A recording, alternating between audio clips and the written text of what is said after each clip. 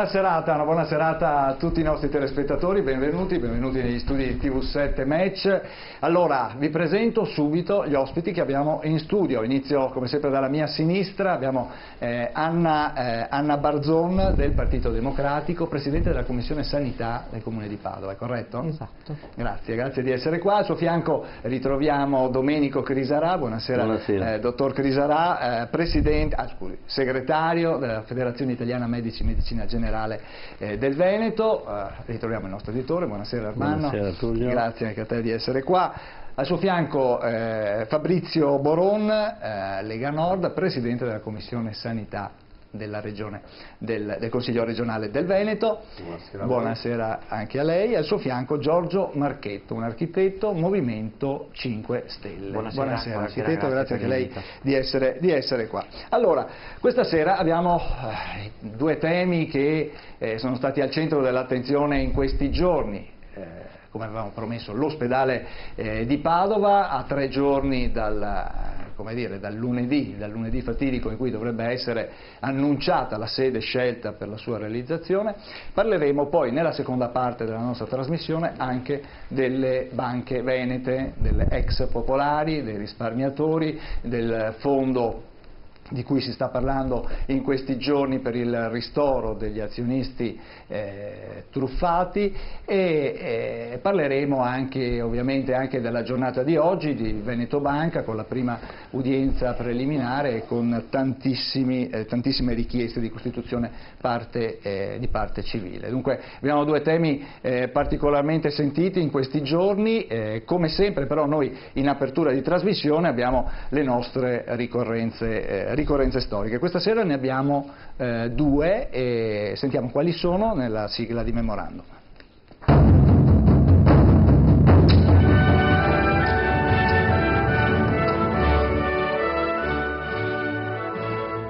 Memorandum, storia e memoria. 20 novembre 1975. Muore a Madrid all'età di 82 anni Francisco Franco. Il dittatore era salito al potere in Spagna al termine della guerra civile nel 1939. 22 novembre 1963. Il presidente americano John Fitzgerald Kennedy viene assassinato a Dallas. Aveva 46 anni e sul suo omicidio restano ancora molte ombre.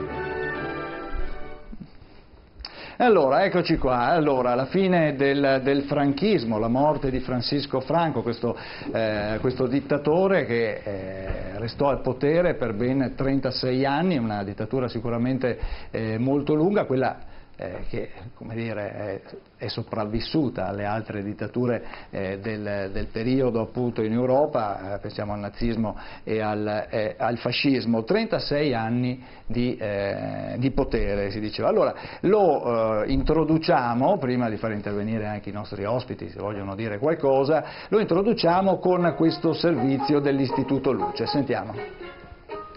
Madrid.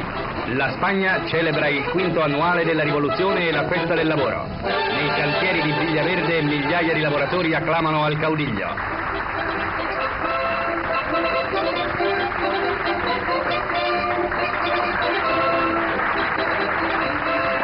Il generalissimo Franco, parlando agli operai con chiarificatrice ed ammonitrice parola, ha detto tra l'altro che la guerra è già perduta per gli anglosassoni e che nessuno, meglio della Spagna stessa, è in grado di affermare che l'Europa non nutre alcuna ambizione nell'America, ed infine ha sottolineato il carattere di crociata della civiltà europea assunto dalla guerra contro l'Unione Sovietica. Con questo discorso la Spagna riafferma la sua inalterabile solidarietà con le potenze dell'Asse. Il caudiglio procede quindi alla consegna del titolo di impresa modello a parecchie aziende industriali.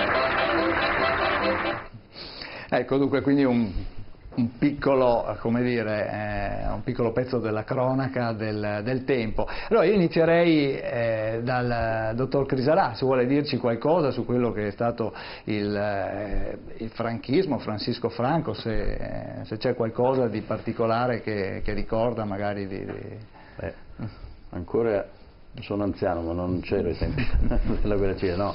Comunque è stata quella della vicenda spagnola è stata la prova generale di quello che sarebbe successo qualche anno più tardi, in cui, diciamo, le democrazie occidentali come le conosciamo si sono scontrate con dei sistemi totalitaristi, e la Spagna si è salvata perché la cosa è cominciata prima, si è resa neutrale e quindi è uscita dal conflitto senza gravi condizioni. Però quello che era la Spagna fino alla morte di Franco, quello sì lo conosciamo bene tutti, è un paese arretrato, un paese socialmente arretrato.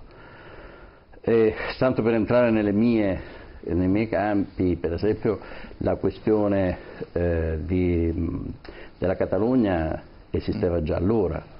C'era già a quel tempo Sì, perché comunque per Franco era la regione dove ha avuto più opposizione politica, dove c'erano le sacche ancora di pensiero progressista, e lui la tenne sotto un tallone terribile, tant'è che i modelli di assistenza sanitaria si svilupparono dentro le parrocchie e non dentro gli ospedali, perché gli ospedali non li ricostruì. Questo è tutta cosa degli anni successivi, degli anni dopo la sua morte, e la Spagna è diventato un grande paese europeo con un'economia in pieno sviluppo prima e dopo della crisi, tra l'altro certo. ha delle performance migliori delle nostre, sì, è riuscita. E non a caso la Catalogna è il luogo di maggior sviluppo economico della regione, e dopo la morte di Franco. Quindi diciamo è un paradigma di che cosa sarebbe, senza tenere conto delle libertà civili, le libertà, è un paradigma di che cosa sarebbe successo in Europa se la guerra fosse andata in un altro modo. Certo. Anna Brazzone, vuole dire qualcosa? Allora anch'io non lo ricordo da un punto di vista proprio personale. È chiaro che pensare oggi a regimi totalitari in Europa come erano in quel momento, come era il franchismo in quel momento, non è certamente una cosa facile da pensare che è così abbastanza vicina a noi, perché adesso si vede un altro tipo di Europa. Abbiamo visto la caduta del muro di Berlino, che è ancora molto più vicina a noi, che parte da una tipologia di Stato molto diversa, però sempre regimi totalitari erano. E quindi adesso è un'altra storia, nonostante appunto questi fuochi di indipendenza che forse fanno male alla crescita dell'Europa e al convivere civile in Europa. Certo. Marchetto, cosa possiamo... Sembrano cose distanti anni luce per noi, soprattutto per i giovani nati negli anni '80, sono cose che non abbiamo mai toccato con mano, se non attraverso i racconti dei nonni che quei periodi lì li hanno vissuti. E dobbiamo cercare di far frutto delle esperienze, dei racconti, delle storie vissute dai nostri familiari anche durante il periodo del fascismo in Italia, per ricordarsi quanta fortuna abbiamo noi giovani e le generazioni future di vivere in un paese democratico. E questo sembra una cosa scontata, invece la democrazia è il bene primario che abbiamo in Italia. Io ho parlato con molte persone che vengono dalla Spagna, alcuni veramente rabbrividiscono quando si ricordano quei periodi, sì proprio, e loro ce l'hanno, è una cosa molto recente, quindi ce l'hanno proprio ancora, hanno la pelle d'oca ancora appena glielo nomini. E quindi, certo, perché è lontano ma non lontanissimo. No, appunto, quindi noi dobbiamo far frutto e cercare di far nascere sempre più confronti democratici all'interno delle istituzioni. A volte si sente la gente che non ne può più e richiama l'uomo forte, richiede l'uomo forte, però appunto vedendo questi filmati, ascoltando, studiando la storia, alla fine l'obiettivo è quello invece di creare un confronto democratico e soprattutto il rispetto delle idee per il bene comune, ecco. Certo. Professor Casen, noi abbiamo sentito, come dire, un servizio chiamiamolo giornalistico, no? dell'epoca, anche la comunicazione è cambiata tanto. Beh, diciamo che la comunicazione non c'era, era un altro tipo di comunicazione, ma apparteneva anche a un modello di comunicazione che era diverso da quello di oggi. E c'era una disinformazione attraverso queste informazioni. Oggi abbiamo per difetto di comunicazione, cioè si diceva poco, quindi la gente non sapeva. Oggi abbiamo difetto di comunicazione per eccesso di comunicazione, cioè comunichiamo talmente tanto che alla fine ci troviamo in un oceano di cose e non sappiamo effettivamente qual è la verità, qual è la cosa giusta e quella sbagliata, e la rete ma questo è un altro discorso. Ecco, invece per quanto riguarda Francisco Franco fu l'uomo che fu messo al potere, fu aiutato assieme a altri 3 generali ad abbattere la Repubblica. Il re di Spagna scappò, cioè diede le dimissioni e venne in Italia, e fu eletto una repubblica, e quindi le cose andavano in una certa direzione. Ovviamente a questo si opposero i partiti dell'epoca, il partito fascista e nazista, e furono i prodromi della seconda guerra mondiale. Furono fatte le prove dei bombardamenti a tappeto nelle varie città, e arrivavano i bombardieri tedeschi e facevano strage, e ne abbiamo nella pittura di Pablo Picasso, ne abbiamo un esempio, Guernica, no? Che abbiamo un pezzo di testa di cavallo, una testa di una donna, eccetera, cioè era la carneficina che facevano allora i bombardieri, ed era, diciamo, una cosa del tutto nuova e non inusitata. Fu la prova e anche lì si misurò la potenza italiana e la potenza tedesca. I tedeschi non invasero militarmente, se non parzialmente, la Spagna, invece noi mandammo soldati in Spagna perché non avevamo bombardieri, non avevamo carri armati, non avevamo armi pesanti, e quindi potevamo mandare solo uomini. E quello che successe poi nella seconda guerra mondiale, dove noi mandammo quantità di soldati però privi di armi, addirittura arrivavano al fronte con 20-30 proiettili, non di più, insomma, arrivavano con le scarpe di cartone, no? Questi andavano in Russia con 20 gradi sotto zero. Ricordo un mio professore di scuola che mi raccontava che aveva vissuto il periodo fascista, che l'avevano messo a selezionare i giornali per mandarli in Russia. Allora lui era convinto, diceva vecchi giornali, non importa, però quando arriva un giornale italiano lo leggono, saranno contenti, no? Poi ha scoperto che venivano mandati per metterli sotto la divisa per proteggersi dal freddo. Questo era l'esercito italiano in Russia. Tant'è che a un certo punto, forse pochi lo sanno, che Hitler non voleva i soldati italiani, erano un ingombro, cioè creavano problemi.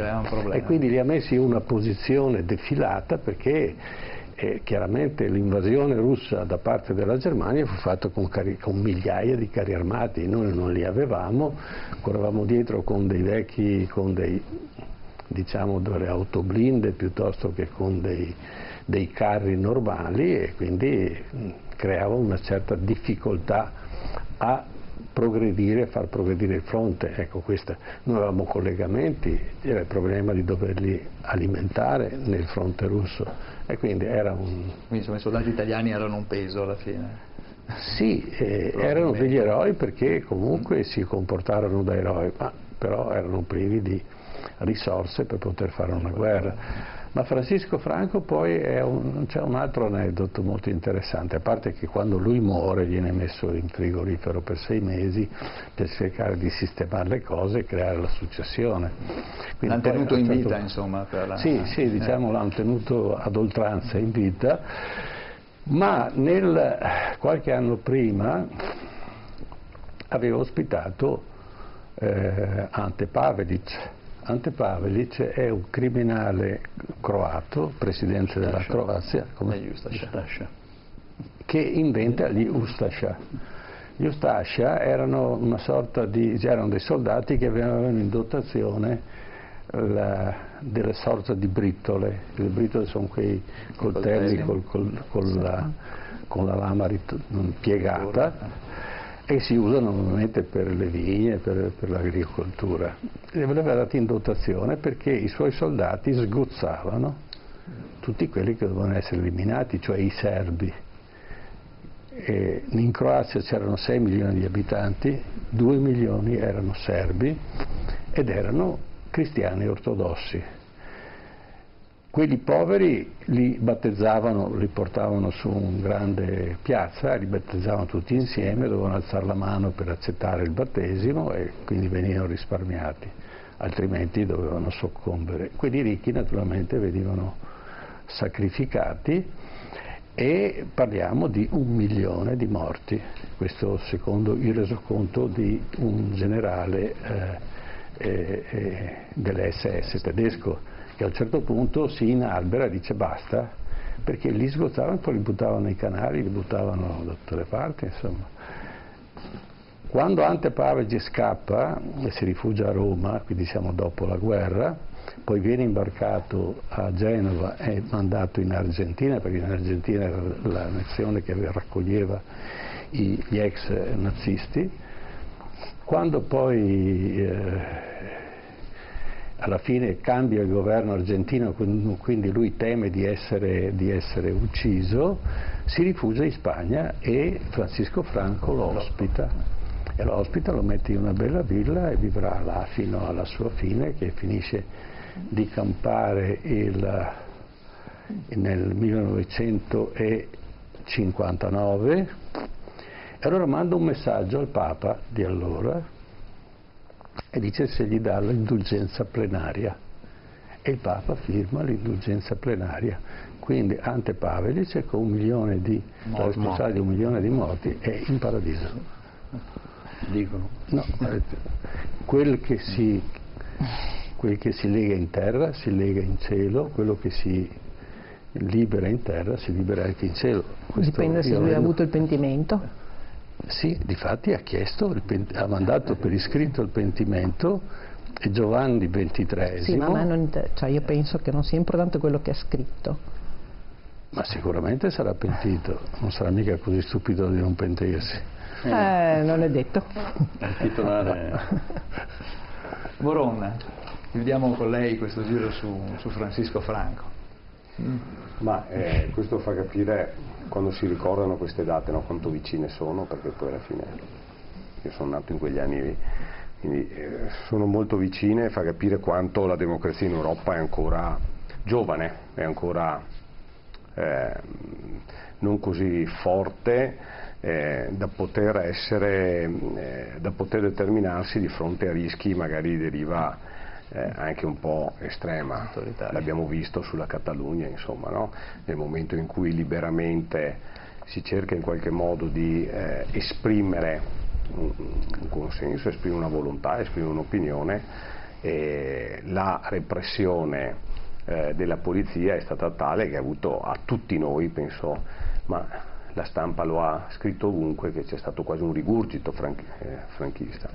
Quindi la cosa che mi viene più da dire è che bisognerebbe forse un po' più spesso ricordarsi questi avvenimenti e queste date, perché fa capire quanto vicine sono. A volte quando si pensa alle dittature si pensa alla guerra, passata la guerra, ormai è un'altra era, sono cose trascorse, ormai è tutto passato. No, sono state qualche decennio fa. E qualche decennio fa avveniva in Europa quello che oggi non immagineremo nemmeno, e però secondo me purtroppo è ancora, diciamo, flebile, ancora troppo giovane questa democrazia europea, e ce ne accorgiamo anche su quello che sono molte volte il metodo di gestione dell'Europa, come poi lei giustamente diceva che nella seconda parte tratterà le banche, insomma pensiamo alle banche e come sono gestite, il sistema finanziario, cioè fa ricordare molto quello che sono i sistemi verticistici che hanno portato a grandi disastri nella storia, insomma. Certo. Allora, adesso andiamo un attimo, facciamo una breve pausa pubblicitaria, torniamo subito in studio e allora dopo parleremo anche di John Fitzgerald Kennedy, tra poco, dopo il break.